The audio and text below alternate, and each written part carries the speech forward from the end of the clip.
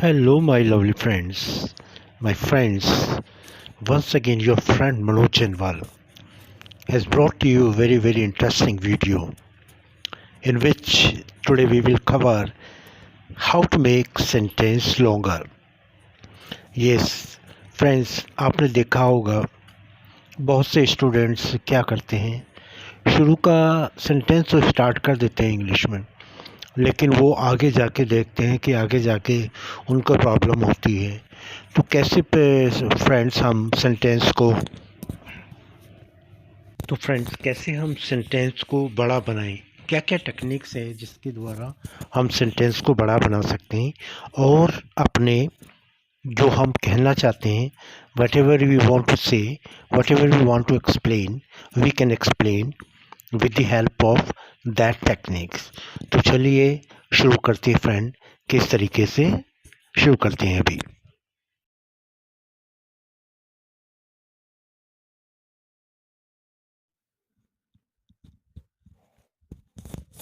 देखिए friends, here is an information is given. जो पहले बताया कि ही सेड, यहाँ तक तो कह दिया, राम ने उसे कुछ नहीं बताया। देखिए फ्रेंड, यहाँ ये बता रहा उसने कहा, राम ने उसे कुछ नहीं बताया। तो सबसे पहले शुरू कर दिया कि ही सेड, भाई उसने कहा। अब क्या कहा? अब जो भी जब हम इंफॉर्मेशन देते हैं किसी के बारे में, तो जो हम दैट का यूज़ करते हैं, दैट बेसिकली ये नाउन क्लॉज होता है, नाउन क्लॉज से पहले आता है, तो दैट का यूज़ करते हैं। तो इंफॉर्मेशन के लिए दैट का यूज़, तो ही सैड दैट। अब जो पहला जो टेंस है वही इसमें यूज़ होगा। उसने कहा, पास्ट इंडेफिनिट में आ गया। ही सैड दैट, उसने कहा, क्या नहीं कहा? राम ने उसे कुछ नहीं बताया। Ram did not tell him anything. Ram did not tell him anything. यानी फ्रेंड्स देखिए, जब हम किसी भी इंफॉर्मेशन को आगे बढ़ाते हैं तो हम उसमें दैट का यूज़ करते हैं।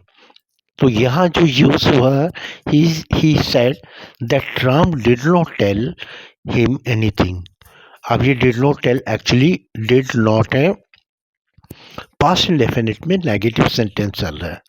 तो इसने कहा कि he said that Ram did not tell him anything. ठीक है फ्रेंड, इस तरीके से हम इसको आगे बढ़ाते हैं। तो हमने दो पार्ट देख लिए, he said that Ram did not tell him anything.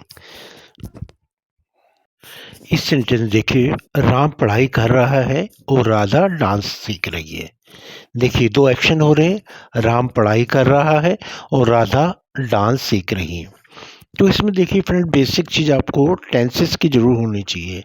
देखिए इसमें रहा है, रही है, दोनों ही प्रेजेंट कॉन्टिन्यूस टेंस को बिलोंग कर रहे हैं और बीच में कंजक्शन आ गया। तो इसमें कैसे बनाएंगे? फर्स्ट पार्ट को बनाएंगे, राम पढ़ाई कर रहा है।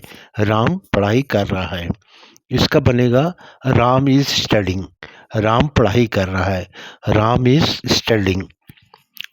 प्रेजेंट कॉन्टिन्यूस है तो इसमें राम सब्जेक्ट हो गया, इस तो ऑक्सिलरी और हेल्पिंग वर्ब हो गया। और स्टडी पढ़ाई करना होता है, स्टडी के साथ आईएनजी वर्ब की फर्स्ट फॉर्म और आईएनजी का यूज़ हो गया। तो ठीक है फ्रेंड, ये पहला पार्ट हो गया, राम पढ़ाई कर रहा है, राम इज स्टडिंग। अब देखिए आगे और है, और ये कोऑर्डिनेटिंग कंजक्शन है जिसे एंड बोलते हैं, एंड से। और कोऑर्डिनेटिंग कंजक्शन का काम फ्रेंड होता है दो क्लॉजेस को, दो सेंटेंसेस को आपस में जोड़ना। वैसे फैन बॉयस जो है वो मेरे लास्ट वीडियो में मैंने आपको कराया है फ्रेंड, मैंने उसमें दिया है, तो आप वहाँ देख सकते हो। Now second portion of the sentence, और राधा डांस कर रही है। अब हम इसको बढ़ाना है, तो एंड हमने कंजक्शन लगा दिया, subordinate conjunction. And Sita is learning dance. Sita dance सीख रही है, लर्न मतलब सीखना, और सीख रही है तो लर्निंग। तो किस प्रकार बना अब ये sentence? Ram is studying and Sita is learning dance. Dance इसमें ऑब्जेक्ट आ गया फ्रेंड। तो हमने किस प्रकार दोनों को बनाया? कोऑर्डिनेटिंग कंजक्शन का सहारा लेते हुए हमने दोनों को कनेक्ट कर दिया। Ram is studying is the first part, और राधा डांस कर रही है, सीख रही है, and Sita is learning dance. ये आपका सेकंड पोर्शन हो गया। ठीक है फ्रेंड, चलिए अब नेक्स्ट देख लेते हैं। वो मुझे और एक ऑब्जेक्ट आ गया कहानी, तो दो ऑब्जेक्ट हो गए इसमें। तो सबसे पहली जो चीज़, सबसे लास्ट को हम सब्जेक्ट के बाद सबसे लास्ट वाला वर्ड यूज़ करते हैं, सबसे लास्ट। तो पहले राम करेंगे फिर सुनाई। तो देखिए कैसे करते हैं। यह राम ने मुझे एक कहानी सुनाई, तो राम और उसके बाद जैसे मैंने बताया सुनाई, तो ये पास्ट में चला गया मुझे और एक ऑब्जेक्ट आ गया कहानी, तो दो ऑब्जेक्ट हो गए इसमें। तो सबसे पहली जो चीज़, सबसे लास्ट को हम सब्जेक्ट के बाद सबसे लास्ट वाला वर्ड यूज़ करते हैं, सबसे लास्ट। तो पहले राम करेंगे फिर सुनाई। तो देखिए कैसे करते हैं। यह राम ने मुझे एक कहानी सुनाई, तो राम और उसके बाद जैसे मैंने बताया सुनाई, तो ये पास्ट में चला गया, तो Ram told me a story. Ram ने मुझे कहानी, Ram told me a story, तो मी एक ऑब्जेक्ट हो गया, स्टोरी भी ऑब्जेक्ट हो गया। ठीक है फ्रेंड। अब हाँ देखिए, तो अब वो सेकंड जो है, जैसे राम ने मुझे एक कहानी सुनाई, अब उसके बाद मैं कहता हूँ भाई वो मुझे बहुत पसंद आई। अब ये नेक्स्ट सेंटेंस हो गया। अब वह जो लगाया है वो कहानी के लिए लगाया, क्या मुझे क्या पसंद है, वह कहानी बहुत पसंद आई। तो जो हम उसके लिए शब्द क्योंकि कहानी तो एक नाउन है, हम उसके लिए प्रोनाउन यूज़ करेंगे। अगर कहानी कहेंगे तो वो डबल हो जाएगा, तो इसलिए प्रोनाउन में या तो विच करेंगे या दैट करेंगे। तो हम यहाँ यूज़ कर रहे हैं विच आई लाइक्ड टू मच, वह मुझे बहुत पसंद आई, विच आई लाइक टू मच। तो ये हमारा सेंटेंस एक कंप्लीट सेंटेंस हो गया, Ram told me a story which I like too much. अब इसमें देखिए पास्ट इंडेफिनिट टेंस का यूज़ हुआ है, और इसमें पूरा ही हमने पास्ट इंडेफिनिट को रखा है। कैसे, Ram told me a story which I like too much.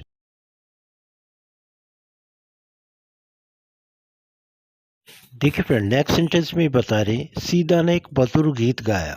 Sita ने एक मधुर गीत गाया और सभी दर्शकों ने प्रशंसा की। अब इसमें दो सेंटेंस आ गए। पहले आपने पहला बनाना, सीता ने एक मधुर गीत गाया, और दूसरा पार्ट है और सभी दर्शकों ने प्रशंसा की। चलिए बनाते किस तरीके से हम इसको बनाते हैं। देखिए फ्रेंड, कहा सीता ने मधुर गीत सुनाया और सभी दर्शकों ने प्रशंसा की। तो फर्स्ट पार्ट पहले हम बनाते हैं इसका, सीता ने एक मधुर गीत सुनाया। तो सुनाया पास्ट में चला गया, तो सीता मेलोडियस सॉन्ग। कैसे बनाएंगे फ्रेंड, सीता सेंगे मेलोडियस सॉन्ग, क्योंकि पास्ट में गया, पास्ट इंडेफिनिट में गया, तो आपने पास्ट में जरा सेकंड फॉर्म को लगानी है। तो सीता सिंग, सिंग फर्स्ट फॉर्म है, सेंग सिंग। सो सीता सेंगे मेलोडियस सॉन्ग। तो कंप्लीट सेंटेंस बन गया कि भी सीता सब्जेक्ट है, सैंग वर्ब हो गया, और मेलोडियस सॉन्ग इसका ऑब्जेक्ट हो गया। तो पहला पार्ट हमने बना दिया, सीता सेंगे मेलोडियस सॉन्ग। अब दूसरा, और सभी दर्शकों ने प्रशंसा की। देखिए फ्रेंड, जब आप आगे किसी भी चीज़ बढ़ाते हैं तो उसमें दो चीज़ देते हैं, या तो जो नाउन है या जो ऑब्जेक्ट है उसके बारे में कुछ कहते हैं, सब्जेक्ट या ऑब्जेक्ट के बारे में, या फिर अलग से चलते हैं। तो यह हमने देखा कि सब्जेक्ट सीता है, इसके बारे में कुछ नहीं किया, और गीत के बारे में, वर्ब जो है गीत है ऑब्जेक्ट है, उसके बारे में इन्होंने कहा, किसकी प्रशंसा की। तो यहाँ जो